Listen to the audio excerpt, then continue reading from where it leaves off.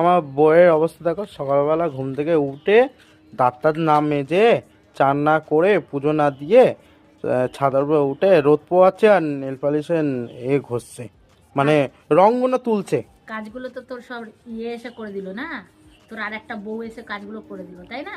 আমার একটাই বউ, আর 10টা বউ লাগবে না, একটা বউকে নিয়ে পাচ্ছি না, কালকে 10টা। ঘুরতে যাবো, তার নেল পালিশ করবো না, তাই তা জন্য এই নেল তা পালিশটা। চান করোনি কেন, দাঁত মাজনি কেন? আরে যাবো, গরম জল বসিয়েছি। গরম জলে? তুমি ঠান্ডা জলে চান করো, গরম জলে চান করে কেউ?